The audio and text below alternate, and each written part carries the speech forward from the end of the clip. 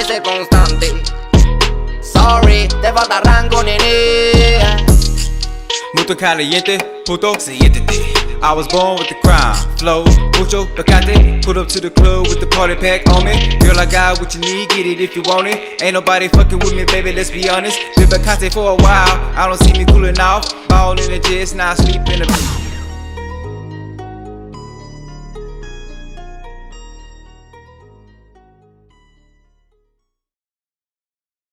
Man, how you feeling today, bro? Man, I'm feeling good, bro. What about yourself? Honestly, I feel good, but at the same time, I know it's a lot more I gotta do. Yeah. But at the same time, even in the mix of all that, I'm taking my time to be very attentive and enjoy the whole journey, the process, the every little moment. You know what I'm saying? Yeah. Like, for real. Like, you know, everybody say, oh man, I'm good, blah, blah, blah. I am. But then it's a part of me, I'm not satisfied. You know what I'm saying? I'm grateful. Let's don't get that misunderstood. Right. I'm very, very grateful. But I do understand that I ain't come to play. Right. I came to have fun though. And it's kind of crazy though, right? Like, I ain't come to play, but I came to have fun. Came to have fun. Like, yeah. I'm a do me. Yeah. Like, everybody be asking me like, man, how that shit going? Ooh. I said, bro, at this point I'm having fun with this shit, bro. Yeah. This is the key part. This right here, the grind of starting everything and building it up from the bottom. This is the most fun part, but it's the most challenging part. You know what I'm saying? Because with building something, it's always growing pains. You learning something, you know what I'm saying? So you gotta make sure the foundation right. And then if you realize, oh, the foundation was flawed, I gotta fix this and then start back building, you know what I'm saying? So a lot of the stuff you go through is just trial and error. And I think when you get hit with reality like that, that shows your resiliency.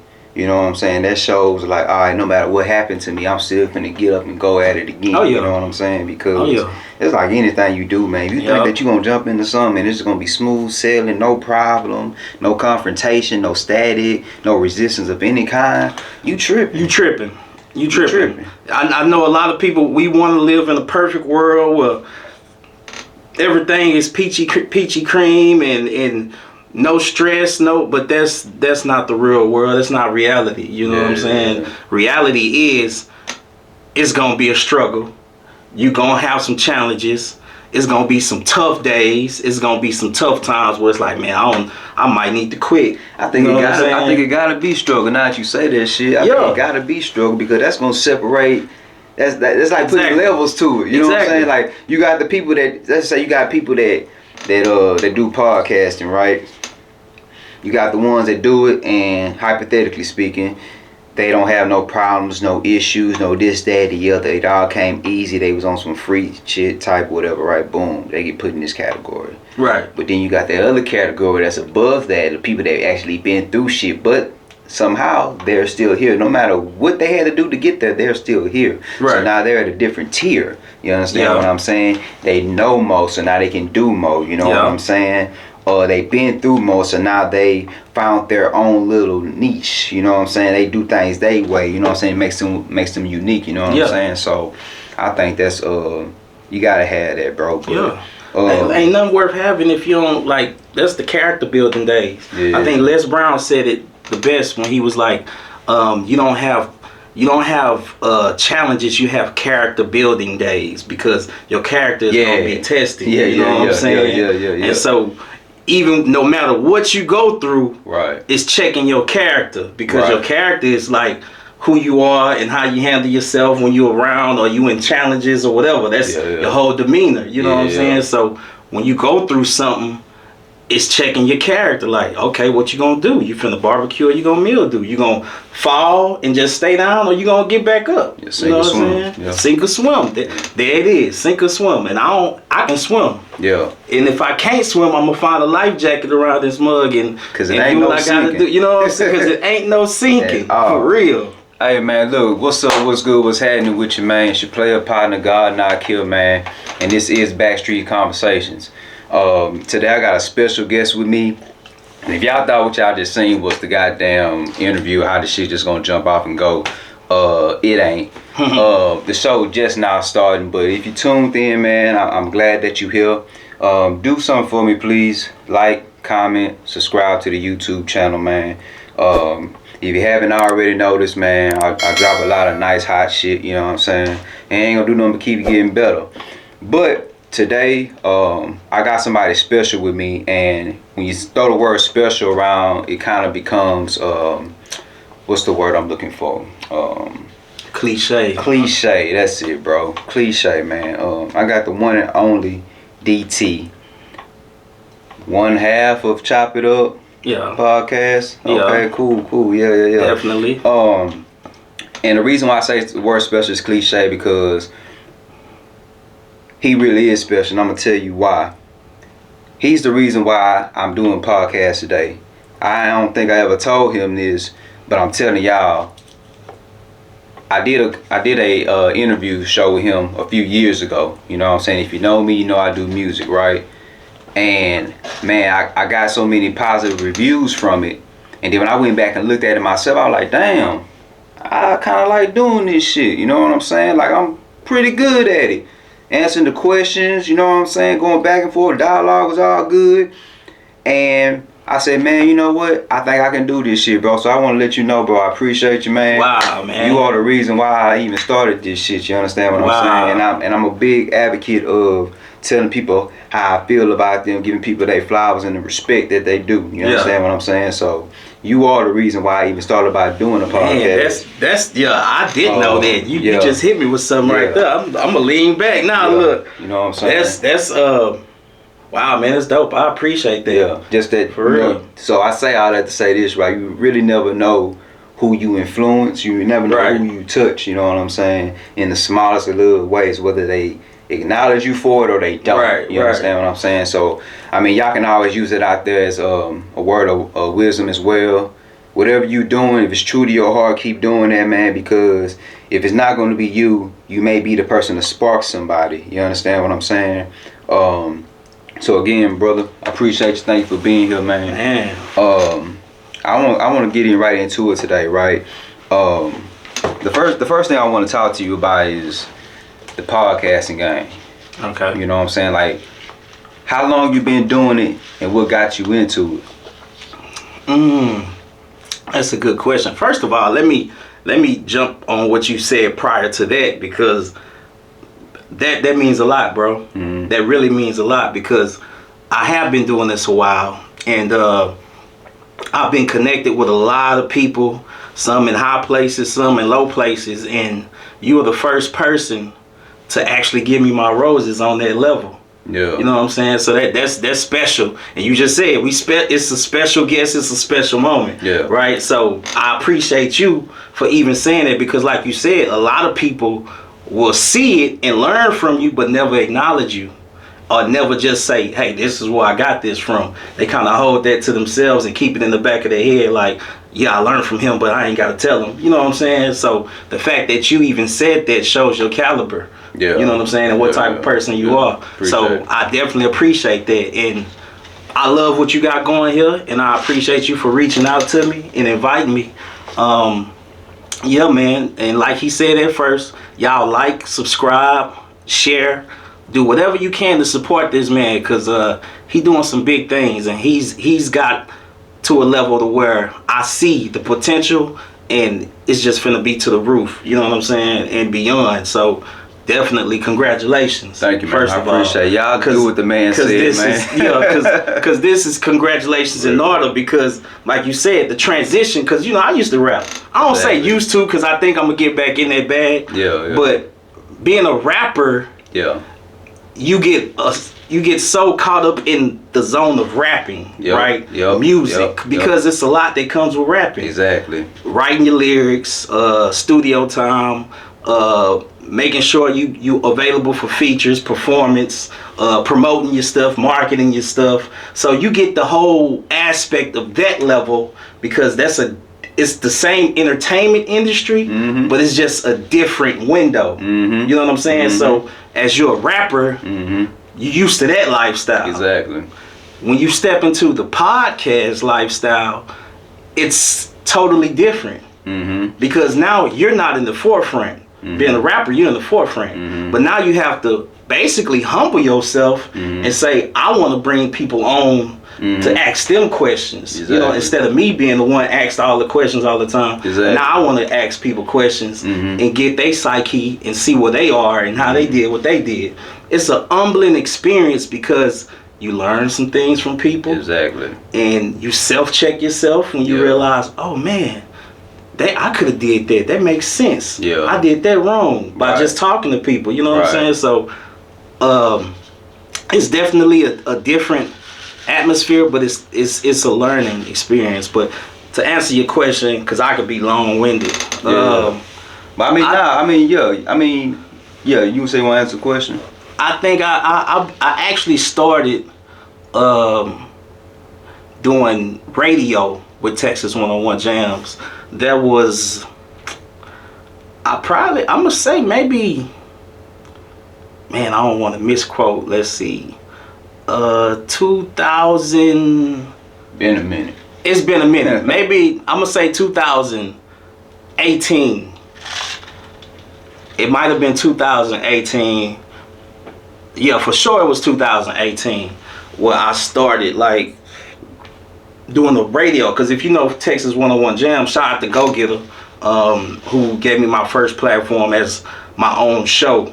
Because I reached out to him through a mutual friend that we had, and I was interested in doing this. You know what I'm saying? Even though I was doing music, I was like, man, I wanna have a station where I could just talk to people or give people my opinion on certain things, you know what I'm saying? But I also want to play music, you know what I'm saying? Like, I want to promote myself and promote other people coming up, you know what I'm saying? So I think it was around 2018 when I started, and that opened my window to the whole radio, online radio, the broadcasting system, the learning the etiquette in interviewing, and just the whole professionalism that you got to bring to that type of industry, you know what I'm saying? Entertainment period. Right. Because like I said, when you're a rapper, you don't really have to, it's about being professional, of course, but people bring you on because they want your rawness. They want who you are, how you are. But even with that being said, like, a rapper should think like that. And while you was talking, because like you said, when you're a rapper, all you think about is just rapping. That's it. It's cool to be focused, but you know, you should have a bigger picture. Right. Not to say you should be focused on the bigger picture, because you need to be focused on the journey itself. Right. But when you said, you know, you got, you know, being a rapper, then you got podcasts, it's all the entertainment industry, but they're just like different little windows. Like, you should always, my opinion, don't board up a window. Always keep them open. You know what I'm saying? Like, you never know which way it's gonna go. You know what I'm saying? Maybe this window wasn't the one for you, and you trying to your best to squeeze in it. Right. Bro, like, I understand like going through things and pushing through, persevering, but at the same time, you gotta know what's for you. You know what I'm saying? So like you said, to be humble enough to say, you know what, rapping ain't going where I wanted it to go. Maybe I need to create another lane for myself, or experience a different avenue still within entertainment, because like you said, you still get to talk to rappers. Now at this point, now you're thinking about marketing, because now you get to market your own music. You know what I'm saying? You get to talk about it, play it, or whoever else music, whatever you want to play. You know what I'm saying? As opposed to being a rapper, you're just like doing your music. You know what I'm saying? Unless you feature with somebody else, but for the most part, you know, it's another form of marketing, because not only do you get to hear me, but now you get to see me. You understand what I'm saying? See, when people drop an album, how do you get to see them? They gotta make a video. Right. You understand what I'm saying? But if you if you get into the media space of it, which it all comes back around to, because people want to hear you and they want to see you, then I mean, you gotta get in front of one of these cameras. You know what I'm saying? Definitely. And really put yourself out there to the world. So my next question I want to ask you, when it comes to like you know, the podcast and anything like that, because you did say you did rap, right? When you decided that it was time to make that that change? Was it a hard change, or was it something that you was just like, nah, that's another opportunity, let me go ahead and take care of that? Right. Actually, the second thing you just said, I never looked at it like it was gonna be a hard.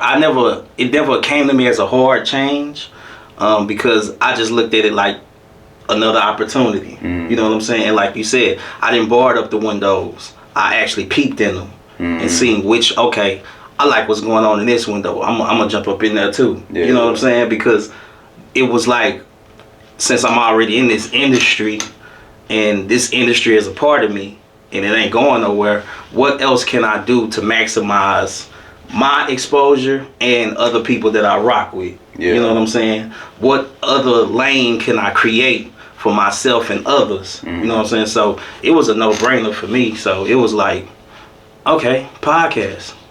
Or, well, the first online radio, you know what I'm saying? Then podcast, because let's be honest, podcast has just now started taking off. Within the past 2 to 3 years. It's like everybody's doing it, you know what I'm saying? And it's very trendy now. And it's great. Anything for the people that's thinking about getting into it? What would you know, any advice that you would want to give them? Study, you know, study. Don't share the, I'm gonna say it like this, because a lot of people, sometimes we get in a cocky mode when we know, okay, I can do this, or I'm gonna do this. But you have to, I say it again because I'm big on saying be humble.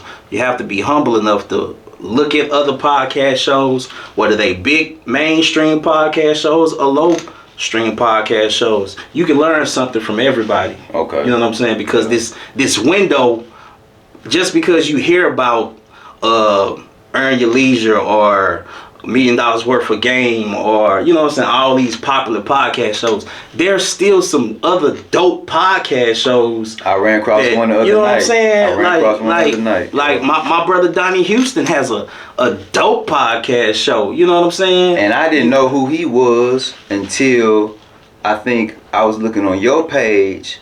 And I seen you know what I'm saying, was tapped in with him. I didn't know who he was, bro. Oh man, he definitely has a. That's my brother from. We went to, man, it's a long story. Sam Houston stayed together. We've been rocking for a long time. Shout out to him.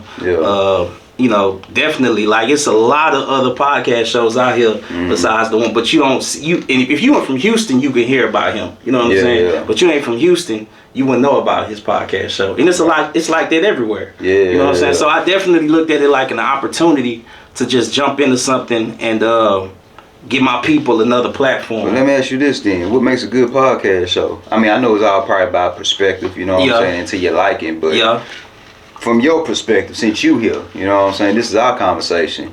Tell me the real. You know I'm gonna give you the real, cause you know what? This the Backstreet shit. Cause you my bro, man. We've been rocking for a minute. And for people that don't know, we went to high school together. So this ain't they just cool from the industry. Nah, this is way before the industry. You know what I'm saying? Me and this guy here been rocking. You know what I'm saying? And just we might have had different circles of friends, but we still was 100 with each other. Supportive. Because always been supportive. Matter of fact, our whole entire camp, the circle of people that we surround ourselves with from MacArthur, it's a good group of guys. It is. A good group of friends. You know what I'm saying? And a lot of us still rock with each other. Exactly. That's rare.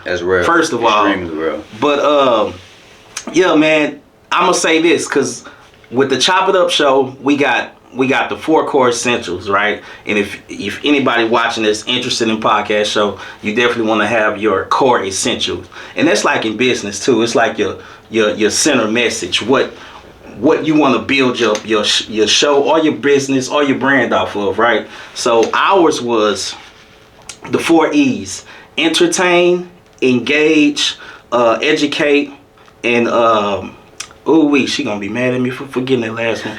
Entertain, engage, educate, and was it evolve? Okay. I think it was evolve. So those are the core essential things that I built Chop It Up off of, because for one, it's the entertainment industry. You gotta entertain. You gotta talk about something people want to hear about. That's just because if you don't, they're gonna turn. Right, they're gonna turn. Engage. When I did research before I jumped in, I realized that with YouTube, with videos, with anything on social media, if you don't engage with your followers or your fan base or your customers or whatever, they're gonna lose interest. So I always thought process was like, let me create some content that questions people, and that asks them questions like, how do y'all feel about this? Right. Or hit me up in the DMs, let me know how y'all feel, or what do y'all think we should talk about? You know what I'm saying? So engage, educate, because if I'm not giving you nothing, then I feel like I'm not using my platform that God gave me. You know what I'm saying? And that's different for everybody else, because some people don't care. But me, my values within my personal self is definitely to educate the younger generation and the older generation. If you are rocking with me, whether you my peer or whether you someone older than me or younger than me, I always want to see if I can add value to your life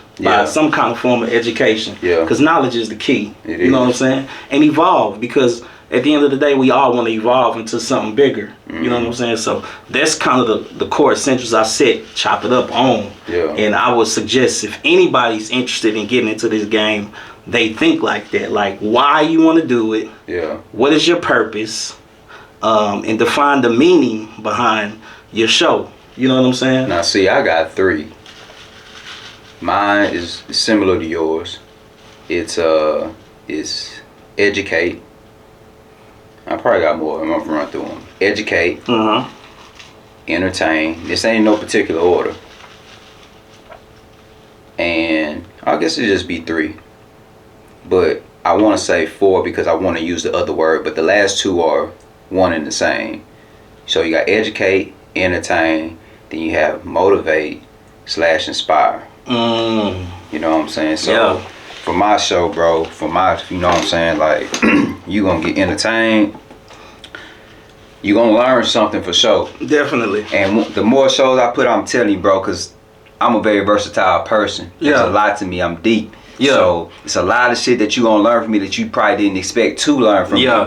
But that really shows a positive. Well, actually, it's a very great description of what backstreet means. I was just gonna say that, because you know, a lot of people ask me and ask, you know, my other partners that rap. Y'all see them on episodes further on down the line. But you know, when people ask me, man, what does backstreet? You know, I used to rap, so you know what I'm saying, I'm part of the group, and we still doing our thing. You can check us out. Shout out to the fam, BSGG. Yeah, BSGG. You know what I'm saying? Man. You know what I'm saying? You can check them boys out. Boys making some noise, man. Y'all boys. People ask us like, what does BSGG mean? And it means it's Backstreet Go Getter. You know what I'm saying? And we all go getters, number one. You know what I'm saying? But the Backstreet part about it is not just to symbolize the hood and, you know what I'm saying, the backstreet lifestyle, you know what I'm saying, if you're part of it, you know exactly what I'm talking about. Right. But it's to show the different textures, you know what I'm saying. It's just not one texture of a hood type person that you'll see. Like you see like a hood nigga, you have your imagery of that, you know what I'm saying. And I think that my people, we actually broadcast that live in live time, you understand what I'm saying? Because when you see me, I'm gonna be different than what you expect. Right. You might say, oh well, damn, you know what I'm saying, he don't look like, you know what I'm saying, the street tough cat, blase, right? But then at the same time, when you hear me talk, you'll hear some of that. But you ain't talking to no dummy. Right. Because at the same time, straight up, you can tell how I articulate shit. You understand what I'm saying? And then the longer you talk to me, you gonna really start seeing how I go. And if you follow me, you know, I'm a bookworm, bro. I read, nigga. I read, nigga. You understand straight what I'm up. saying? That is the key, man. Hey, tell them. You know what I'm saying? Man. Like, I got a whole library in my eye, bro. Like, I'm really like, I'm that. You know what I'm saying? I can't really put my hand on it, but it's like, yo, I got one foot in the street. I can give you all that street shit. That's no problem. That's without thinking. That's unconsciously. You understand what I'm saying? But at the same time, it's so much more to me. You understand what I'm saying? So this whole podcast, this whole show, allows that people to see that. You understand what I'm saying? And I ain't the only one. I ain't sit here and act like I'm the holy grail or something. But at the same time, I want the rest of the world to see that, because you know what? When people say like Backstreet or whatever, or you know, oh, he's associated with this or he's associated with that, well, damn, just watch an episode or two. really get to understand somebody. Like, I am a book. You gotta open me up and read me. You understand what I'm saying? Deep dude, man, definitely. I've been checking you out, and I always, you know, followed you and whatever, and peeped you. But since way before I even brought you on to chop it up, I already knew what type of individual you was. You know what I'm saying? Because of, you know, when you post and how you know, you speak on certain things and topics. And I've been showing a little bit of it more lately. Deep dude, you definitely. I don't even want to say woke no more because that word is so overused. I don't even know what to call this. Yeah, I'm gonna just say, nigga, I just know what the fuck going on. Nigga. Yeah, deep and know what's going on. Ain't, like, you know, ain't no veil over your eyes. Nah, you see it. You know what I'm saying, and you aware. I'm aware. You know what I'm saying. I'm aware, man. And I'm glad you kind of clarified that with Backstreet, because when I saw it, Backstreet Conversations, I get what you thought.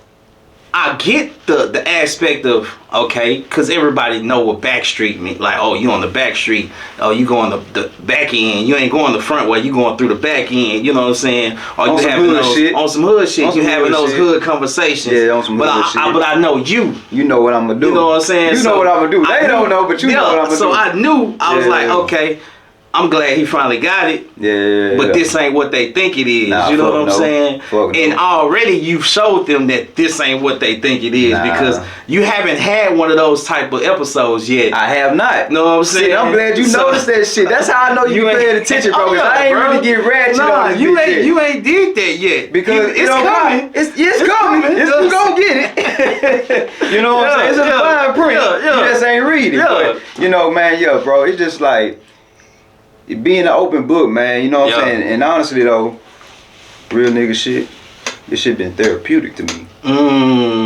It's therapeutic, bro. I see. Look, let's talk about that, because the fact that you said that it is very therapeutic. It's therapeutic, man. It is. Because you learn yourself, and you learn a lot about what you okay with, what you not okay with. You know what I'm saying? Because before all this, we knew how we were tapped into our emotions, but we didn't know the depth of them. You know what I'm saying? Yeah. Because as growing up, we know, okay, this don't make me feel good. I feel sad. You know, I feel mad about this. But we didn't know the depth of why we feel this way, or why we passionate about this and not passionate about that. But when you actually got to sit in front of this camera and ask those thought-provoking questions, and get different type of people in here with different type of opinions and the way they view things in this world, it opens you up to like, oh, that's why. See, I feel you. You know what I'm saying? Because I think like that makes sense, because I was feeling it. You know what I'm saying? Yeah, you get to connect with people out there, and by me being the way I am, it could be somebody out there that used to struggle like I was struggling, what I was struggling with, and that's just really 100% being yourself and not giving a damn who care about it. You know what I'm saying? Who got something to say about it? So for me to sit in front of this camera, in front of this world, and show you that, yeah, I am gangsta. I am on some hood shit. Yeah, I am intellectual. You understand what I'm saying? Yeah, I do have a high emotional intelligence. Straight you know up. what I'm saying? Yeah, you know, I know about, you know what I'm saying, financial shit and everything else too. I know about business, you know what I'm saying? I know about family, I know about relationships. I'm a very complex person. And a lot of people be afraid to show that because they think, oh man, that's too feminine, or that's not masculine. But we all got masculine and feminine energy. You know what I'm saying? What I'm saying? Man, when you being soft with your kids, that's some feminine shit. Hey, what? I'm a girl dad. Me too. So you already know. Exactly. There's some things that I got to do at home. Well, how old is your oldest? My oldest 11. Mine 15. Oh, she a teenager. Ooh, so it's you boys. A strong man. So it's about real nigga shit, bro. Yeah. It's about sex. It's about boys. It's about this and that. I'm telling my daughter real game. Like I always told my daughter, I'm gonna be the one to give you the game. I ain't tell her that. This is why I told myself. I said if I have a daughter, I'm gonna give her the game. Yeah. Straight up. You know what I'm saying? I had to tell her. Niggas ain't shit, you know what I'm saying? They just wanna fuck on you. Yeah. You understand what I'm saying? Wait till you by 30 and then you gonna find somebody that's really down. Real talk. You gonna get to play and all that shit when you in your 20s. Yeah. Find out who you is, find out what you want to do in life. Yeah. And meet your feet in that shit and get it done. So that way when you in your 30s, now you got your career. Now you know who you are. Now you know what you want, what you don't want. You understand what I'm saying? And hopefully by that time the right dude was building himself up too. So that way when y'all connect with each other, now you got two people together that's healed. Instead of coming from broken households. It's fucked. Exactly. You know exactly. I'm glad you said that because a lot of people don't speak about that, man. Yeah. Because my daughter's 11 and I'm like you, I give her the raw. Yeah. Because I tell her, because I know sometimes they'll be like my wife would be like, you can't talk crazy, don't talk. No, I'm going to give her the raw because these niggas out here are raw. You know what I'm saying? And I'm going to let her know just what it is. Cut and dry, like straight how it is out here before she get out there and not be aware, and then it happens, then it's like, oh my God, I'm hurt, I didn't know they was. No, I'm gonna let you know. My daddy talked to me about this. My daddy said this already, you know what I'm saying? Like he told me it's gonna be what you say, mama told me it's gonna be days like this. Yeah, exactly. Pops told me already about that. He already told me how y'all was, you know what I'm saying? Exactly. I'm not spooked by what you just said. And I already know what type of caliber you are, what type of person you are, by how you handle yourself. Because let's be honest, some of these dudes out here are lost, and since we raising girls, it's a different, you gotta raise boys and girls different, you know what I'm saying? Only because for women there's so much things that they have to do that only her mama can teach her, right? Of course. And that's being womanly and, you know, feminine things and, you know, all that type of stuff. But the dad comes into play with the world aspect, because when they get out here, who they dating? Boys, you know what I'm saying? And that's the aspect that we got to tie into to let them know how we thinking and how these young men out here approaching them and what to be aware of before it even comes to them. They can see it like, oh, I already know what type of dude you is. I done had a whole lot of conversations already like this, and it's actually quite simple, man. By the father and the mother not being in the same house, that what destroys it, number one. The masculine energy, the feminine energy. If the male is being a masculine male, the woman's going to be automatically feminine. So now she's going to raise her children with the feminine energy. Right. The father's going to raise them with a masculine energy. Right. So they're going to get the best of both worlds. And hopefully if both of the parents truly love each other, then that it ain't going to be perfect, but they're going to have that nice little mesh that they need to have. You understand what I'm saying? Yeah. The the daughter or the son going to see the mama getting loved the right way, and vice versa. You know what I'm saying? Right. So, you know, and I don't even know you gotta raise them differently, because as a man, a masculine man, I am gonna raise my daughters a certain way, and I'm gonna raise my son a certain way. But guess what? Mama on the flip side gonna raise that daughter a certain way in her feminine energy, right? And raise the son her way in her feminine energy, right? So it's about that mesh. You understand what I'm saying? So I think that sometimes we may put a little bit too much thought. Not to say that you do it, but everybody got different perspectives. So when we say that shit, somebody might be listening and thinking like, oh damn, it's something else. No, I'm gonna try to clarify this shit as simple as possible. Right. Like, just be yourself, but you have to be yourself with the mother and the father. That mesh has to happen. Right. You know what I'm saying? I don't see too many households that's broken and the parenting, the co-parenting is awesome. I mean, unless you see something, I ain't seen a lot of it. You understand what I'm saying? Like, I don't see too many good co-parenting things going on. It's rare. It's extremely rare, bro. It's extremely rare. And it comes from somebody just man, look. Let's be honest. It comes from when a relationship doesn't work, it starts with the bitterness, because even though, and this is the thing that gets me, because people act like you can't separate from people. Some relationships aren't meant to last forever, right? So relationships, I look at them like this, like you grow with them, but eventually some of them you gotta know when to cut them off. You know what I'm saying? How do you have that conversation with somebody to tell them that? Now, as a man, I know we think logical. Right. We're not emotional. Right. As much as women, because emotion is a very female trait. Yeah. So they're gonna have more emotion than us because they're more feminine than us. We gonna have some too, just not as much because we're more masculine. Right. But how do you tell somebody that? How do you tell somebody, yeah, I know we together and we having fun, we think it's gonna last forever, but death ain't the only way this thing can possibly end. How do you have that real conversation with somebody? And have you had that real conversation with somebody? Actually, me and my wife sat down and had a real conversation with each other because, you know, like every relationship and marriage, you go through things and you start questioning. You know, you go through your ups and your downs, and then when it gets real bad, that's when you question, okay, is this worth it? Or is this working? Yeah. Will we be better apart than together? You know what I'm saying? And you have to sit down with yourself and analyze where you are in your life, and she has to do the same thing. You know what I'm saying? But to have that conversation, I think that conversation is very much needed, even when you're going good in a relationship, because it kind of puts things in a perspective. Like, you know, sometimes as we're growing in life, I'm learning things, and I'm learning how I am and what I want to do and what I want to pursue and what sits morally right with me, just as well as you're learning who you are and what sits morally right with you. Now, if both of y'all can agree on a lot of different things that sit right with y'all together, then yeah, y'all should stay together. But if I'm leaning more towards the left and you're leaning more towards the right, even though we happy right now, but the way I think is totally opposite of how you think, eventually we're gonna come into a crossroads where it's like, okay, yeah, I'm not rocking with that. I'm rocking with that. Well, I'm not. That ain't how I roll. You know that. You know what I'm saying? And that's why I feel like those types of conversations, like thought-provoking conversations, like, where do you see yourself in 10 years? Religion, spiritually. What do you want to do in life? What is your goals? What is your ambitions? How do you feel?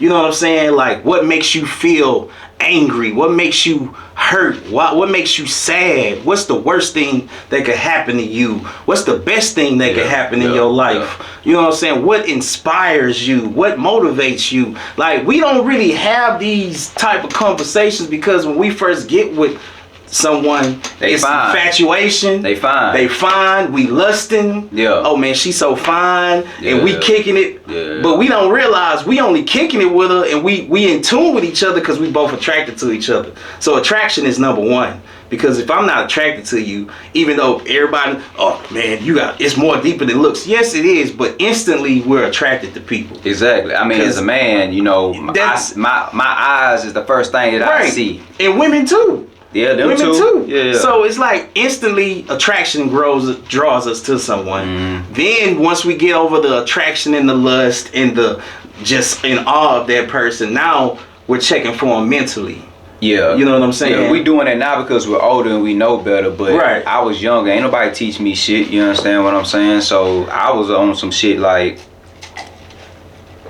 I was out here just raw. Just out here looking like, for the finest motherfucker that want to fuck me too. You know what I'm saying? Like, that's how I was looking. You know what I'm saying? That's all I knew. And then like later on, so all the youngest, man, that's out there, you know, between 18, 25, like, man, look, ask questions. Ask a lot of them. You understand what I'm saying?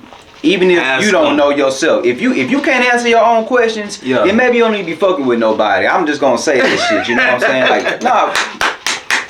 Hey, clap up for that. Hey, clap up for that. No, not clap. No, like, I want y'all to slap. Look. Booty clapper and all that shit, you know what I'm saying? But that's if you don't know what you want to do. Right. If you can't answer your own motherfucking questions, then you don't need to be asking nobody no questions. So that means you don't need to be inside no serious relationships with nobody. Right. Go out there, explore the world, man, have fun and all that other shit. But then when you start wanting to ask somebody some questions, which you should, because that's like signing a bad contract.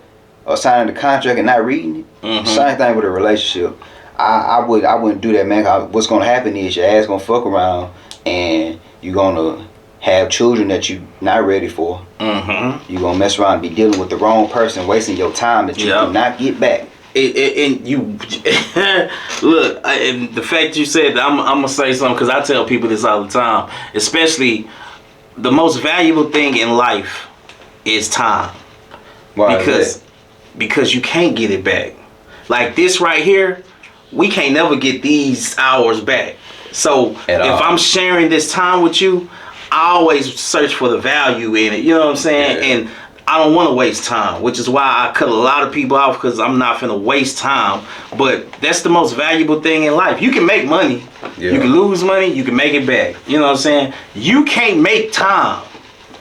So this is, after we leave here, this time is gone. Yeah. Cause it's getting later in the day. We're getting older. Mm-hmm. We can't rewind it and go back. So the most valuable thing in life is time, and you don't want to waste it. That's why it's important to maximize your time. You can read all these books, the Think and Grow Rich, the Secrets of Success, as a man think of. All these things are core off of time and how you invest in your time, because you can't get it back. It's irreplaceable. You know what I'm saying? Let me ask you this then, because this is like a trending topic right now. Like, and whatever you choose to do in your relationship, do that shit. Do what works for you, right? Definitely. But let me ask your perspective, because this is our conversation. How do you feel about going 50-50 in relationships? Or hell, even 100-100, whatever, right? Yeah. But how do you feel about that when somebody say, oh, well, basically, Glorilla. Yeah. You know what I'm saying? She made Big Glow. Big Glow. You know what I'm saying? She was like, you know what I'm saying, going 50-50 in relationships. So yeah. How do you feel about that? What was your initial reaction? My initial reaction was, man, this young, she's what, 23? I was like, man, at her age, she actually gets it. You know what I'm saying? And I only say that because you have to invest something in a relationship. You can't, nothing good is going to come from a relationship if you don't invest something.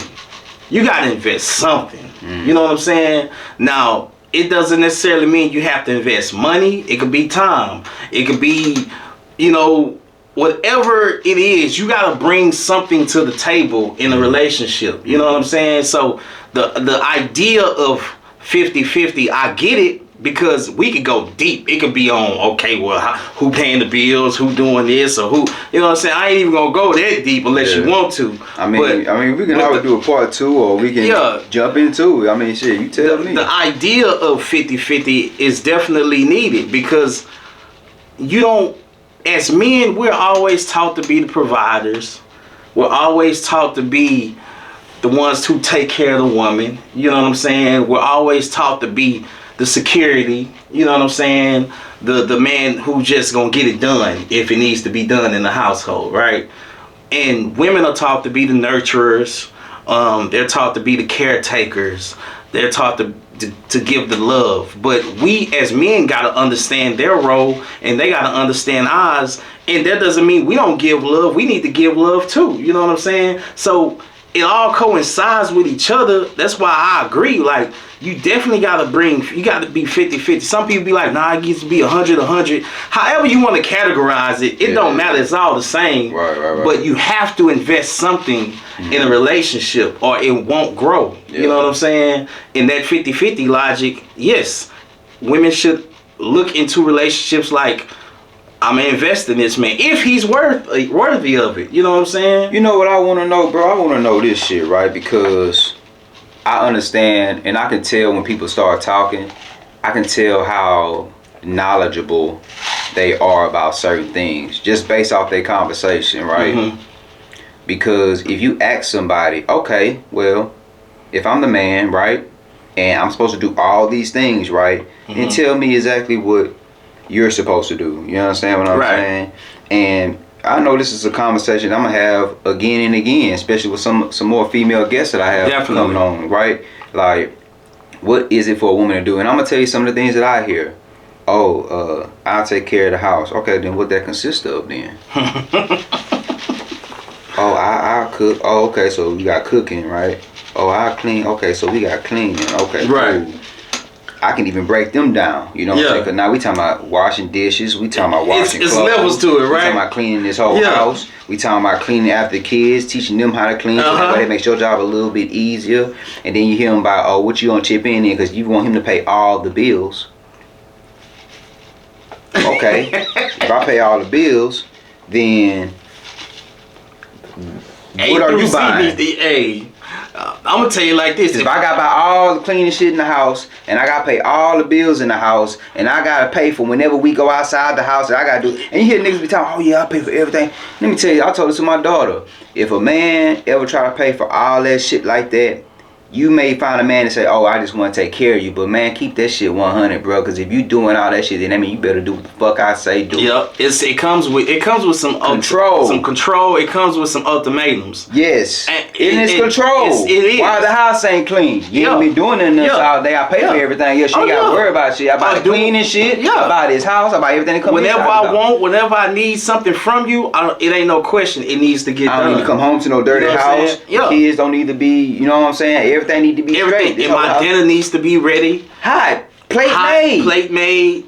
God damn it. And I'm easy. You can leave my shit in the microwave. What? I'm trying to tell you. I even eat off a paper plate. I don't give a damn how it come. I want it hot or cold, however it was supposed to be. Right. And I want it coming to me. Yeah. I shouldn't have to go get it. No, I don't want to have to heat it up. It needs to be hot. You need to bring it to me. I shouldn't have to walk in the house and make my own plate. Yeah, it needs to be once I get home and I get settled and you know I'm settled, then you say, are you ready for me to bring you your food? Yes, bring me my food. I don't want to have to get up and go get my food. Like, all right, y'all good? Everybody ate? Okay, with my food. No. I need you to bring me my food. You know what I'm saying? And that's why it's important to understand that. And ask those questions. You gotta know who you dealing with. You gotta know who you dealing with because, I mean, you gotta know, man. It's important because it's like, I know what I'm willing to accept and what I ain't gonna accept. You know what I'm saying? Just like my wife knows what she's willing to accept, what she ain't gonna accept. And vice versa with women and men out there who just, you know, and when you come into a relationship and you're gonna take care of everything, it's gonna come with some it has to because everything on my end is financial. You know what I'm saying? So now since I'm carrying the finances part, the bills paid, car, everything paid, and trips is paid, now you gotta cover the other part. Okay, home care, kid care, you know what I'm saying, clean, like all of that's you. Yeah. You know what I'm saying? It gotta be if we in that type of relationship. See, I'm glad you said so. It means if we're in that type of relationship. You got some females out there now. It's maybe more so the younger generation, right? Oh, I'm pretty, I ain't gotta do nothing, he gonna take care of everything. We're gonna do everything that's told to you. I mean, it's like a child-parent relationship. Who wants a disobedient ass child? Nobody. And not take care of you? Nobody. But see, that's the problem that we're facing right now, and you see it, and on social media, it's screaming like, I ain't gonna get, well, fuck it, we backstreet conversation. I'm gonna get deep with you one time. Yeah, go ahead, shit. We are witnessing right now a change in relationships, period, between men and women. Why is that? Simply because social media is taking up 90%, and I'm saying a strong number, but hear me out, because 90% of what men and women are seeing is perception on social media. So social media gives you the images of lavish life, you know, materialistic, I'm getting flued out, you know what I'm saying? Yeah. Balling lifestyle, popping bottles, just the glitz and the glamour, right? Everything popping. 10% of social media is giving you stresses, problems in relationships. 10%. Okay. 10%. So because of majority of the generation coming behind us and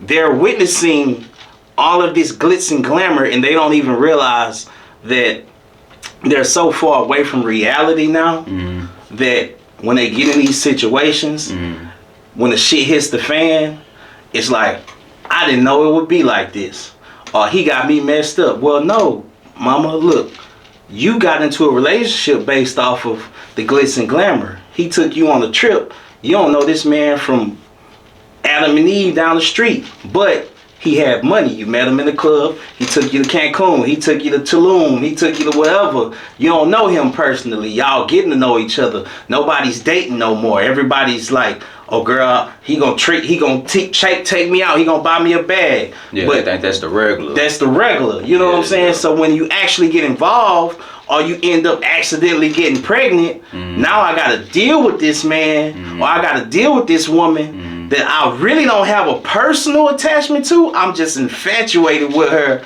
and how we have fun in the nightlife. Lifestyle. So now I gotta deal with you on a day-to-day basis. And that ain't what I'm rocking with, because I don't like how you think. I met you in the club. Well, you met her in the club. You don't know how many other dudes she met in the club. But she got your baby now. Now you're going through the turmoil of, oh man, this bitch tripping. Oh man, I don't like how this. No, because you didn't do your research. You didn't ask them questions. You ain't ask them questions. But and same for the women. You ain't do your research. You ain't ask them questions. Y'all just getting flued out and popping and doing the fun. I get it. You having fun, mama. But you gotta be thinking at the same time. Like, where is this going? What type of dude am I dealing with? But see, that even goes back to what we was talking about earlier. They have to be taught to think. That's true. And you said something earlier, and I want to touch on it again, where you was like, and I realize this is how it is with children. You got the mother who births them, right? She nurtures them. She caretaker takes care of them, right? Then it comes to a point in time when that child is now independent. They don't need nobody to feed them no more. Nobody need to make their food no more. They can make their own food now and shit. Guess who step in? That's when Pops step in. Now Pops is gonna catch you on the second half. Right. See, a lot of women don't know that. A lot of women think that, oh, I need to be there from the beginning all the way to the end. Yes, that is true. But there's a special time for the mother, and there's a special time for the father. The mother is vocally in the beginning. Yeah, definitely. When you get to be in them teenage years, like early pre-teens, maybe I'm gonna say earliest. It can be whatever, but I'm just gonna say for the show's sake, 11, 12 years old. Yeah. That's when reality start hitting you. Responsibility. They learn who they are. This, that, and the other. How to deal with other kids at school and this, that, and the other. These are the conversations that's coming back to me at home. Oh, she said this or she said that, or they don't like me and this, that, and the other. So see, that's when that old school, not even old school, but that's when that logical masculine power, wisdom comes in. You know what I'm saying? And they take into it. Now they know how to go out there in the world. You understand what I'm saying? Mama gonna give you the emotion, the nurturing, but the love, world don't care shit about your emotion. You gotta know how to think out here. You gotta know how to operate. And it's best to learn from somebody who fucked up enough before you, or has experienced this before you, to move forward and help and guide you and help you move forward. You understand what I'm saying? So that to me. All right. So let me ask you this then, right? How long would you say it takes to learn somebody? I say it takes 10 years to really learn a motherfucker. To really know somebody? Hell yeah. I would say it depends on the age you're getting them. If I met a woman at 30, I'm gonna say it wouldn't take 10 years, because where she's at 30, 90, she's more than likely where she wants to be, but she has a few more things that she's probably trying to gather. But as far as herself, I'm gonna say she knows who she is more than likely, right? So if I meet someone at 30, I'm not expecting to have to train them up all the way to like, let's just say like we was just talking, things in the house, like cleaning and all that type of stuff, or bills or things. Like, you 30 years old and you've been single, or you be single, so you know how to do all this stuff. We ain't gotta worry about that. Now it's more mental. What do you want out of life? What are you trying to pursue? What is you already probably in a career, or you're career oriented? You know what I'm saying? What is the rest of your life looking like? That's what I want to know. You know what I'm saying? Now I say 10 years only because any age, 10 years. So if you meet a woman at 30, in 40, you gonna actually know her now? I'ma say so. And the only reason I say that is because I need to see you in every situation. I need to see how you act in every situation. Even the simplest of situations. I need to see how you are when you driving your car. I need to see how you are when it's dark outside. I need to see how you are when you amongst another group of people and the vibe starts shifting. Can you read the room good? I need to see how you are you attentive to me? I need to see you in multiple situations. That's why I say that 10-year window allows me enough time to see how you are, and it allows me enough time for the conversation to be brought up. Whether we watching it on TV and we catch it, or we catch it from another relationship and we talk about it, or we deal with it internally and personally ourselves. So my number's just 10. I can understand that logic. I definitely understand that logic. I can agree. I wouldn't say 10, but I get it. I understand. Each his own. Yeah, some women think, oh man, you 2-3 years, motherfucker, you should be married. Nah, a little more than that. Yeah. But I understand that. You're absolutely right. When you explain it that way, I understand that, because that makes sense. I mean, you're not with someone 24/7. You know what I'm saying? So you're not gonna see all that out the gate. You know what I'm saying? You need to see. You could be dating a woman for a year and not know how she is in traffic. You know what I'm saying? And you can front for years. Yeah, you really can. So if I give you 10 years and you front for 10 years, that makes sense. I'm glad you explained it. I'm glad you explained it, because somebody can't front for 5 years. I need to see you break down. I need to see you. I need to see you at your lowest. Look, I need to see you at your highest. There's people getting catfished for 5 years.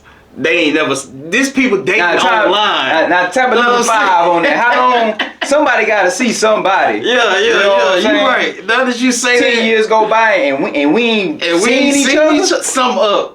Some weird going on. Man, I got my own personal things. I ain't doing no 10 years without seeing you. Man, but I ain't doing no month. It's some thrown out people out there. Like, people literally will be in relationships for a year or two and never see the person, just social media, just online. Like, he live in California, I live in Texas, but we've been talking every day. You ain't never seen this man. It's them serious relationships though. I wouldn't say but to them in their head, it's from what you seen, they was dead ass serious. You ever watch Catfish? I have. Man, it's some crazy. One of the greatest shows of all time. Man, what? It's some think about it. So how many people on their show have actually said, I've been with this person 2 or 3 years and never seen them? I don't remember a lot. Man, it's not a lot, but it's some. Okay. It's been a while since I seen the show, so I ain't gonna fight you on that. You know, you could be absolutely right. So, have you ever got catfish? I mean, we kind of grew up watching that shit. You know what I'm saying? I got catfish when I was in high school. But we called them blind dates, but. Man, you know, what happened, man? Okay. It's backstreet. Hey, say you don't want to talk about it. You gotta talk about this. Nah, we can talk about it. All right. Because I'm gonna tell you, my kinfolk set me up. On purpose. I'm gonna say on purpose, cause he knew her. He knew her prior to me. You know what I'm saying? So he trying to be funny. So in my head, I'm talking to this chick. You know, remember in high school, it was you had the phone lines. You could call and chat lines. That was in. Like, oh man, you could talk to girls in different high schools and different. Oh man, this is cool. You know what I'm saying? That was the first social media. Yeah, that was the first social media. For everybody else who don't understand, that was our first social media, right?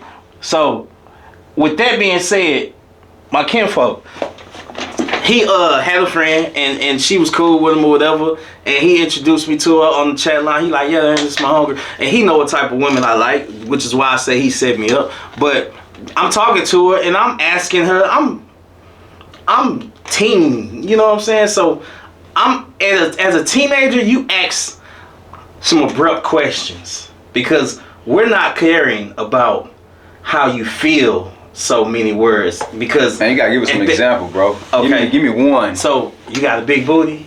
Oh, okay. You getting straight to it. Yeah, like, you know what I'm saying. These are questions I ain't never seen you. So you fine? What's you? You know what I'm saying?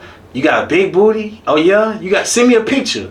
Or when can I see you? You know what I'm saying? How she look? I'm fine. I look good. My friends always say, you know what I'm saying? These types of conversations. 5'6", brown skin. You know what I'm saying? These types of conversations. So I was misled the entire time me and her was talking because we was talking for like what, a month or 2 months before we actually met at Magic Johnson Theater right there on Cross Timbers and Airline. Now, kid you not, this when pagers was in. I had a pager, so me and my kinfolk, we all go up there to the Magic Johnson Theater, and this is gonna be my first time meeting this chick. And so I told her what I'm wearing. She told me what she wearing. Exactly. So I get up there, and we, you know, this is Teen Central right now, cause that was the spot. That was the spot. Yeah. You know, and I was at, you know, I'm at MacArthur, so a lot of the spots, a lot of the high schools over there is HISD, North Forest. You know what I'm saying? I'm out of my league. Not out of my league, but this ain't our zone. Our zone was Deerbrook. Yeah. You know what I'm saying? But I'm at North Line. Exactly. So I'm in the hood. Exactly. You know what I'm saying? Exactly. Even though we was hood, right. but this is a different type of hood. I'm Cross Timbers and that. You know what I'm saying? So everything go down over there. So we ain't even paying to get in the movies. We walking straight in, you know. So the pager hit. I'm like, okay, she here. My pager hit, and I'm looking, and as I'm looking, I see this chick, and I'm like, she's wearing exactly what she told me she would be wearing. And I walk straight by her because I'm like, why you walk by her? Why you in about face and go the other way? Man, young and naive and like, that's what your body you just kept walking. I kept walking. And the funny thing was, she kept paging me, and so I picked it up. But the second time, I'm like, I'm not finna answer my pager because she looking right at me. But my kinfolk, I'm like, man, bro, it was more like when Craig on Friday was like, she said she looked like Janet Jackson. This guy the car looked like it was the exact same thing. Damn. Like the exact same thing. Like she bought. I don't even want, cause I love all women. Like, I mean, it wasn't your type, but man, she was 200 plus. Yeah. And I'm at that time. Advertisement. I'm in high school. You know me. I was little. I was $125, if that. Yeah. You know what I'm saying? So it was false advertisement, and that was the first time I ever met catfish. Cause I actually liked the chick. Like we was talking. Mentally, we was cool. Like. But physically, I wasn't attracted to it. I was like, damn, I got catfish. Now, at this age, I realized that's the term they give it now. So, I was catfish before, bro. Man, I think my first time wasn't near that type of shit. I don't want to say I got catfish, but somebody I knew got catfish, and I was with them. But my personal catfish story ain't really that funny. I was just sitting outside the apartment for like an hour and a half. Ain't nobody come outside. I was like, this some false ass shit. But man, we was on the chat line. They was talking about how good they damn were. Chat line. And I keep it a buck. This the longest I've ever driven for a piece of ass. Went to Galveston. That ain't far. Probably now. Shit. It's still far. That's gonna bring me to my next question. Okay. Now we was young when we did that. Yeah. Man, we get out there, bro. This girl come outside. This bitch like Ray Lewis with the pads on. He say Ray Lewis with the pads on. And she had the neck roll thing up here. No. She had which way did she? Hold on. When I say she came outside looking like a Ravens linebacker, bro, I'm saying like she had football pads when you on. Say she came out the high, bro. When the neck roll, like what do you mean, like the shoulder? I'm saying she was like cock diesel. She came out the house like that. I'm like, nigga, whoa. Nigga, what you on? Say, man, like, nigga, she finna come right through the zero gap and hit your ass, bro. Like, that was too much, though, man. But let me ask you, did she have any female energy? Nah. Yeah. She did? Because you could tell she was feminine. Okay. It was just she wasn't your type. This ain't what we discussed. And it wasn't me and my partner. Yeah. So this catfish ain't on me. Oh, okay. It's on him. So it's your boy. I'm just looking at this shit like, damn, nigga, we drove all the way to Galveston at night. And I roll with you. At night. Like, he really wanted to see her. This is at nighttime. It had to be anywhere between the hours of 10 and 12. Oh, yeah. So when we leave Houston and drive to Galveston, for anybody that know, when you leave Houston at 10 o'clock, at no night, matter what time of year it is, 10 o'clock is dark outside. Yeah. You drive to the goddamn beach. And you got Ray something on Lewis your walk mind. outside. Yeah, you got something. I came here for one thing, one thing only. Yeah, you know what time trying it to is. seal the deal. So you trying to seal the deal. You got it on your mind. It's already established. Yeah, but no cap, the farthest I drove for some pussy, man, 3 hours. Yeah, so you went to Dallas. I went to no, was it 3 hours? San Antonio. San Antonio. One. So, did you do a direct like? Oh no, I stayed. Okay. I ain't turn around. No turn around. Because I'm trying to see where you at with. I'm like turn around. That's another level, boy. Okay. Boy. I was horny, but I wasn't that damn horny. Like that's 3 hours. That's still a long time. I ain't gonna lie. 3 hours. Yeah. 3 hours. Ooh, nah. I didn't went maybe an hour to Prairie View. I remember I went to Prairie View, and that was. I know I drove to San Antonio, so that's probably like 2-3 of that way, and then I don't know how far. I want to say Lafayette, probably like the same. Oh yeah, Lafayette. So I went in both those directions before. That's the furthest I ever drove. That's the furthest you went to get some. Yeah. That's the furthest I ever drove. You had it on your mind. It's established. Yeah, it's established. Like this is what I came here for. It ain't no predetermined. It ain't no. This is what we talked about. Maybe this is what's finna happen. This when has been brewing for weeks at a time. You know how you had them phone conversations. It's marinating. It's marinating. Yeah. You talk about what you was gonna do to me. We both got excited. I talk about what you gonna do to me. Yeah, you didn't got wet. There ain't no talking. You didn't. You damn near had phone sex already. On the cool. Yeah, know what I'm saying. So I'm coming there to get the real deal. I came to get that Holyfield, man. Yeah, you know what I'm saying. Now I'm pulling up, like for real. Like what you talking about? When you gonna come this weekend? Yeah, I'm coming. Yep, I'm coming. I'm on the way. I made plans already. You know what I'm saying? I'm on the road calling. Yeah, I'll be there in a minute. Yeah, I'm straight there. Yeah, you already know what time it is. No ifs, ands, or buts. Oh yeah, I feel you. Man, something else I seen though, right? How do you? All right, so briefly, right? You already know about the Kyrie situation, right? Ah man, do we want to talk about that? Cause I got a. Yeah, I do. Yeah. I do want to talk about that. I want to touch on that, but I more importantly want to touch on LeBron's latest media. Okay. What he said in the media about, it's kind of funny how whenever that happens, you know what I'm saying, with Kyrie or black people in general, it's always getting blasted in the tabloids and talked about relentlessly, right? Yeah. But with Jerry Jones' situation, being inside a segregation photo from years ago, and I understand, 14 or whatever, you make dumb decisions, wrong place, wrong time, whatever you want to call it. But at the end of the day, when you at that age, you have an understanding of what you want. But I never heard him or heard anybody say like he kind of like clarified his reasoning for being there, or if he disagreed with it or this, that, and the other. Then you got decades later where this thing comes out, and was he the one that said something about the inmates running the plantation, or was that somebody else?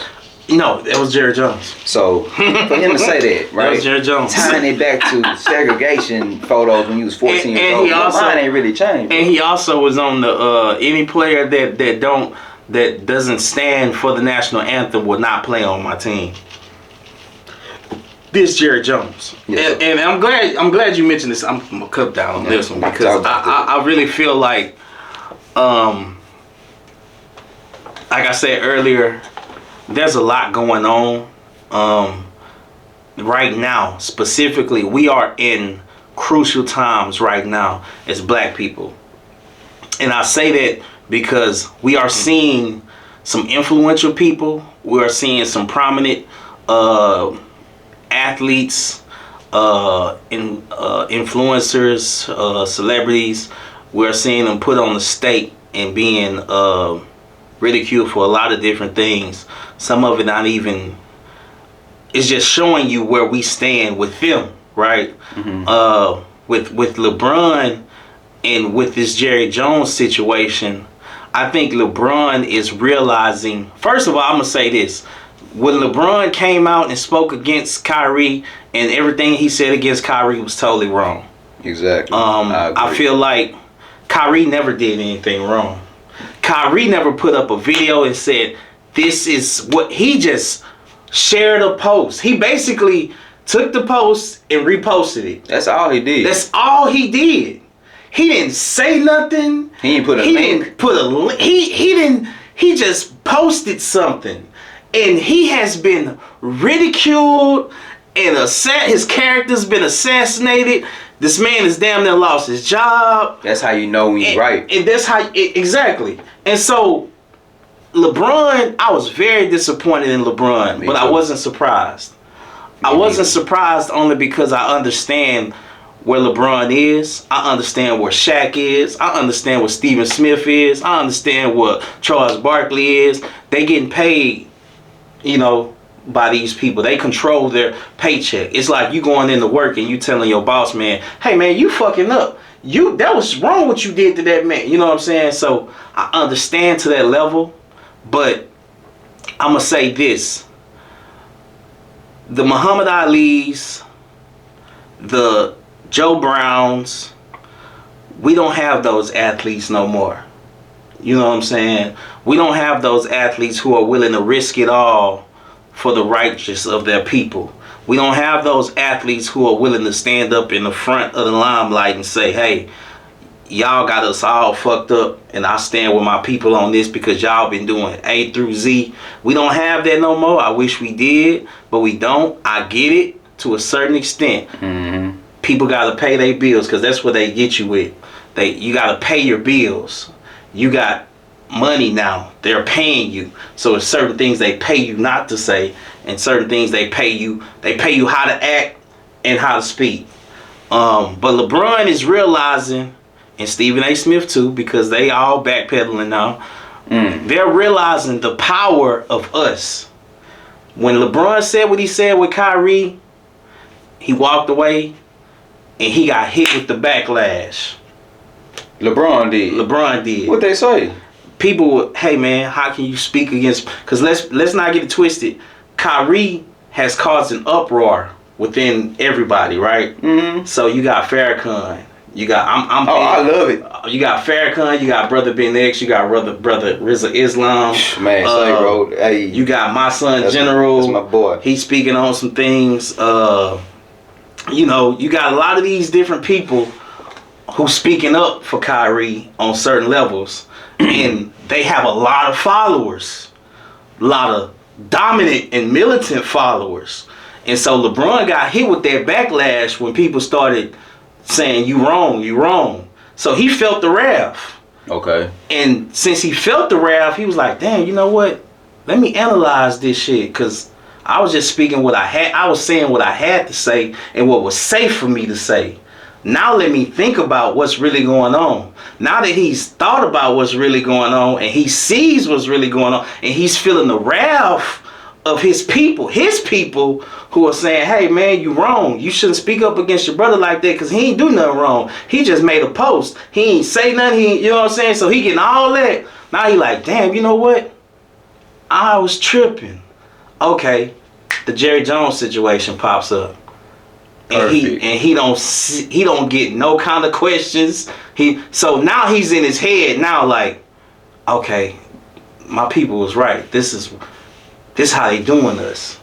Now he wants to speak. You know what I'm saying? And I think when he did that, not to interrupt your wisdom. Nah, you good. But I think when he did that, he's either brilliant, which I'm pretty sure he is, right? Yeah. But he got some brilliant people around him too. Mm-hmm. Because that moment popped up and they said, wait a minute, here's an opportunity. It's like there's always opportunity seekers. Right. And there was an opportunity. They even allow the other announcer to speak. Because this ain't your moment for that. Right. This is my moment to talk. Right. Said what he said. There was no need for y'all to even ask me a question after this. I'm basically going to just say this and I'm going to leave. Because all I'm doing is shedding light on the situation. Mm-hmm. Now, when you were like, I understand they got bills to play. You say everybody else was backpedaling. So was Shaq backpedaling? Charles Barkley was backpedaling. You say Stephen A. started backpedaling. Shaq ain't said nothing yet. Yeah, Shaq hasn't said nothing yet. I'm disappointed, then I'm not disappointed. Right. Because I understand it on this journey. that everybody not meant to go and everybody can't come. Everybody can't come. Oh, cool. We gotta kill some of you niggas. Y'all gonna tell some on of y'all us. gotta be outed. Y'all gonna tell on us. Mm-hmm. Y'all gonna get us caught. If this was, and I don't want to say this because our history does not start at slavery. Right. It does not start at slavery. Mm-mm. But if this was some runaway slave type situation, you gonna get us caught. Yeah. My daughter with me, you gonna get us caught. Yeah. I can't have you. I'm gonna take care of you. Yeah. You gotta, nah. Yeah, so that's why I say I understand. Yeah. But I don't understand. Uh-huh. But at the same time, you know, at what point does it take? So when LeBron James replied to that, I was like, it's a small little bit of me that got a little hope in my heart for him, because it's like, okay, yeah, he said what he needed to say for Kyrie to protect his pockets. Mm-hmm. He said it in a certain type of way. Mm-hmm. But then the Jerry Jones situation happened, and then he's the only one that said something about it. Exactly. So that's why I said he's brilliant, or there's people around him, or it's a combination of both. You understand what I'm saying? And that's what I was happy about and glad to see. But that doesn't make me so happy to the point where I'm like, oh, all is forgiven. I'm like, y'all shouldn't have said nothing. He shouldn't have said nothing from the jump. All is not forgiven. Yeah. But I feel like this is something that as people, as us, we got to learn to step away from social media and have that conversation man to man. You know what I'm saying? I feel like we shouldn't assassinate each other on social media because the whole world is seeing it. So like right now, you got everybody assassinating Kanye. Everybody. Even though Kanye says some shit, you be like, man, bro, like, I appreciate it because I understand. I understand where he's, because truth be told, a lot of what Kanye, talk about it. A lot of what Kanye is saying is true. Yeah. A lot of what he's saying is understandable. Right. We gotta separate ourselves from emotion. Yes. And we have to think with our brain and logical. Mm-hmm. What he's saying is not inaccurate. It's very true. It's very factual. It's just the way he delivers it. Yeah. And sometimes he gives you so much. People be tripping on the messenger, but then don't want to accept the message. Exactly. But see, that it takes a certain type of man to sit down and say, okay, you throwing me a whole thunderstorm right now. Right. But I need to pay attention at the silver linings in the clouds. That's what I'm here to focus on, because that's what matters. Yeah. The way you deliver it, I ain't worried about that part. What are you really saying? What are you really saying? That's what I have to really figure out, right? You gotta dissect it. Exactly. Yeah. So for Kanye to say that, and I straight up say this, I'm with Ye. You know what I'm saying? Like what Offset said, we love Ye. You know what I'm saying? And I rock with Ye. Do I agree with 100% of everything that he says? Close to it, not all of it. Right. I don't agree the way that he says it sometimes. I think sometimes he kind of talks out of whack, but then again, everybody not perfect. You know what I'm saying? Everybody don't know everything. Everybody not articulated to speak on a certain, but you know what he's getting at. Right. You know what he's saying. And not to cut you off, but just because I disagree with what you're saying don't mean I can't relate to you in certain levels and not come to like, okay, at least we brothers and we understand. We don't disagree with a lot of our closest best friends. Yeah. He might think a certain way and I might feel opposite, but you know what? I respect those relationships the most, because we can agree to disagree and still mutually be cool, work and focus and get the goal accomplished. That's how it's supposed to be. On together. That's exactly how it's supposed to be, and it just reminds me of a relationship. Kind of like we spoke about earlier. If the man was wrong, nobody wouldn't be talking about this shit. Yeah. But evidently, he hit a nerve. He hit a nerve. He hit a nerve. Kanye hit nerves. He hit a nerve. If you get in a relationship and somebody cheating, and then the man, let's say the man cheating, the female find out, right? Just for easy understanding. This is what a lot of people is used to hearing. Right. The man get all defensive, blowing up, yelling about what he doing all that acting out for if it's real. Now, have you ever been, I can ask you this, have you ever been accused of something and you know you ain't do shit and then you just calm as, you know what I'm saying, calm as out of storm? I know I ain't doing this, I ain't even tripping. It is what it is. Really tripping right now. I actually want you to keep acting out. Maybe this my, because you gonna see. You gonna see. The truth will be unveiled. You know what I'm saying?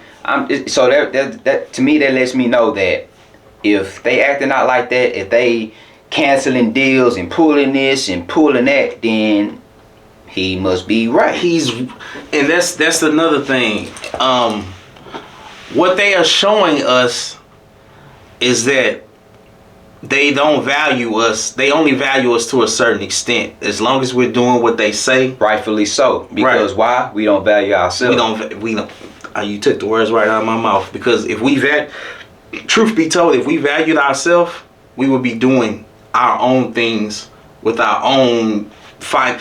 Let's be honest. Because they doing it's nation building. We have an ample amount of billionaires now. We have an ample amount of multimillionaires now. Black people spend the most money in any industry.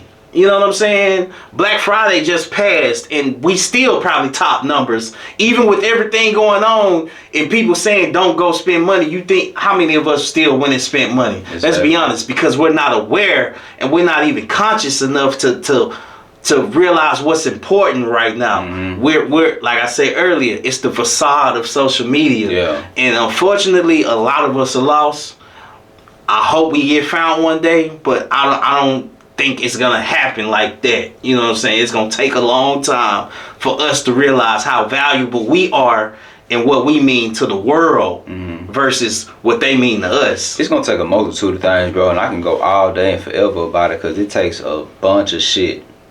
Discipline. Yeah. That's the biggest thing, right? I don't care if you have to drive 1 mile extra to go shop with that black person. That part. Go do that because it's going to take hundreds and hundreds of years for that to happen in order for us to really benefit from this whole thing, right? And just going back to like Black Wall Street and all the other many Black Wall Streets that were present in America at that time. They didn't jump off and become they didn't. They had skills and they worked. Right. They nurtured their talents. Right. They had a natural talent for being a doctor, a nurse, owning a bakery, a hospital. Right. No matter what the business is sewing. What was the lady that made hair care products and became the first black billionaire type? You know what I'm saying? Like, come on. And this is something that. And see, I want to say... So we ain't got enough millionaires and billionaires, we can make some more. Yeah, but see, this is the thing. I want people to understand this. Especially since we live, I want people to understand slavery confused... They gave us a story and a narrative that we have ran with for years and years. Before that, they stripped you of everything. They stripped us of everything. Because before that, we were doctors. Before that, we were healers. Before that... We were Lord. Before that, we taught them how to do everything. Exactly. Our structure in Africa was already there. It's just copied. It's copied. It's replicated. Exactly. So they didn't take people. They didn't take slaves and make us into what we were already that, and they made us slaves. Now we're getting back to. That's why a lot of people don't tap into their spiritual and their ancestors. But a lot of the feelings that we have. And the passion that we have for certain things is because this is already in us. That connection. I always wondered that, bro, because like I even look at church. Oh yeah. White people praise different. Yeah. I even seen Hispanics church. The praise is different. Yeah. And I'll say this. I see the strong connection inside the black church. Right. I see the spiritual connection. I see the energy flowing through the building. That's I think where the Holy Ghost come from, just my opinion. Yeah. Hispanic church has been in those too. Yeah. I see that. But when I go to this Caucasian church, I don't see that connection. Right. Because and you're right. They ain't don't connected. See that connect because it ain't connected because it's a facade that they built and they instilled in us. And to me, in my opinion, they not the source. They not the source. We are the source. If you are the source, all that energy just hovers there and it's there. You can't get rid of it. We are the source. We are the power. We are the... And people... they hate realizing the fact that we are so powerful that we don't even realize our power itself. And it goes back to... In history, it's proven. And I know I'm jumping around, but like... For instance, the Montgomery bus boycott, right? Yeah. the reason why that was so powerful and that established a lot of things so black folks wouldn't have to sit in the back of the bus no more is because we did what? We stopped riding the bus. Mm-hmm. When Rosa Parks sat in the front that day, that sparked the revolution. Mm-hmm. And we stopped riding the bus. Mm-hmm. They got hit in their pockets. Same thing they killed Malcolm X. I'm not Malcolm X, I'm sorry, but Martin Luther King for. They ain't kill him for telling you had a dream. He killed you because he started talking about financial liberation. Right. You know what and I'm saying? he realized, he said it, I feel like I've taught my people, I've led my people into a burning building. Yes, you have. You know what I'm saying? Mm-hmm. Because we were begging for a seat at the table. Begging. When we already had our own tables. Mm-hmm. And although I get, coming together as one, mm-hmm. but let's be honest, that's a perfect world, and this world is never meant to be perfect. Right. There's gonna always be issues. There's gonna always be turmoil. That's just the way it is. Yeah. But for us to leave our tables and beg for a seat at their table, that's crazy. Ruined our economic proficiency. It ruined our economy as a whole. And Black Wall Street was one of the last ones, because we had multiple mm-hmm. counties and cities where mm-hmm. we were doing great by ourselves. You know what I'm saying? The Harlem Renaissance, people don't talk about it, but there were great influential poets, singers, business owners, you know what I'm saying? But everything is focused on Black Wall Street in Oklahoma, specifically because it was the most drastic way they did it. Yeah. In Harlem, they did it quietly. Mm-hmm. You know what I'm saying? And everywhere else, they did it quietly. They didn't do it like they bombed Tulsa, Oklahoma. Mm-hmm. Like first and only time that you bombed your own in history. Yeah. Everything else was done quietly, so we didn't get that aspect. Like, oh man, but we had that going on all over the nation. Yes. You know what I'm saying? Mm-hmm. And so when they did that, it stripped us of everything, and it's like we begging, and we got Martin Luther King, equal. We want equal rights. We want to be able to eat at y'all diners. We want to be able to, and so they was like, okay, well, we'll give them a bone. We're going to tear everything else down, but we'll give them a bone. And when we give them this bone, we're going to make them feel like they need us for everything else. And that's what they did. Because now, when you look at it, the reason why we even talking about LeBron, why? Because he feel like that he needs them. Yeah. You know what I'm saying? Why? Because they paying him. And I get it. Like, everybody, I understand when I'm not a millionaire yet, but my goal is to be a self-made millionaire to where I don't need them to control and dictate what I do. You know what I'm saying? But unfortunately for athletes and for rappers and for entertainers and actresses and actors, what Kanye said, the Jewish people control all of this. You know what I'm saying? And it's true. This is their industry. So if this is their industry, then in order for us to get our control back, we need to create our own industry outside of that. But the problem is now they're so far in control of everything, it's hard to even tap in. It's like you I don't think it's that hard. I think that what happens is it's going to take an extreme amount of discipline, and it's going to be a lot of suffering. Yeah. That people might not be willing to do. Exactly. And then at the same time too, you got to realize how the world is changing.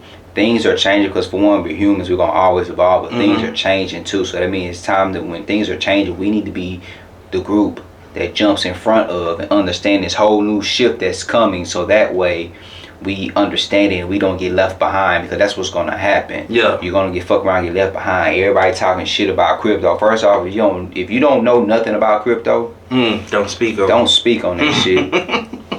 Because a lot of motherfuckers be talking about crypto, this crypto. First off, you just regurgitating information that you heard somebody else say that you look up to. Mm-hmm. But then on the back end, they gonna do your ass dirty. They might not even tell you if they on some grimy shit. They invested in the shit, but then they just talking shit about it. Basically, that's what's happening. That's what they've been doing for a long time. Government, right? Or anybody want to take control of something, they'll bash it. It's like your partner. Oh man, that hoe ugly. Blah blah blah blah blah. Whole time behind your back, he laying up with her. Man, he getting you out the way so he can move in. Exactly. So that's all that shit is, man. But man, this has been great, bro. But I know that I want to have a follow up with you too, because there's a whole bunch of topics we can get into. But because I want to ask you something, because since you spoke on crypto, we went way, but your time. What's up?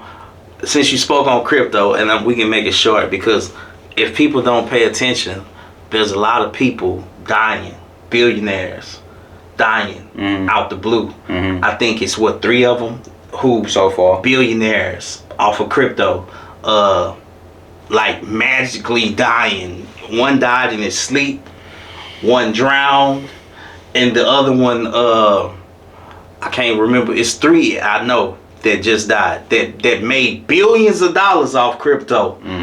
And like you said, the government don't want crypto around. The government wants to figure out a way they can want it. But they gotta tax it. They trying to figure out how can they make money off of it. But since they not making money off of it right now, it's like we need to figure out the core of what's going on.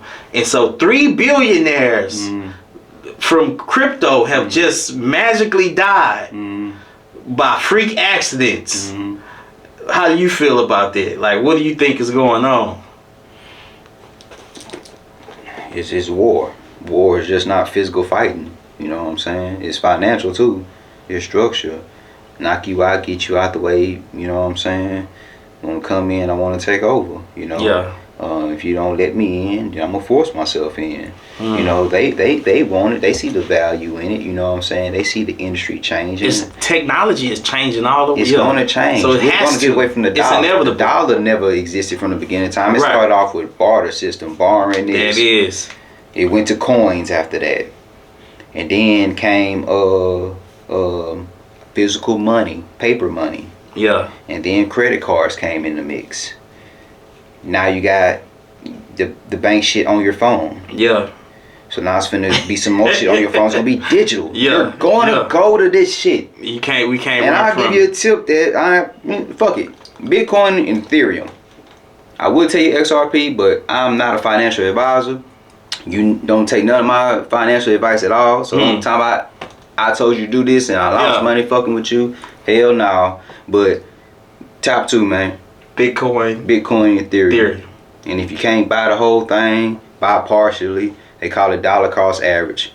Every paycheck, every time you get some bread, buy a little bit, buy a little bit, buy a little bit. It builds up. How do I know? Because I'm doing it. Okay.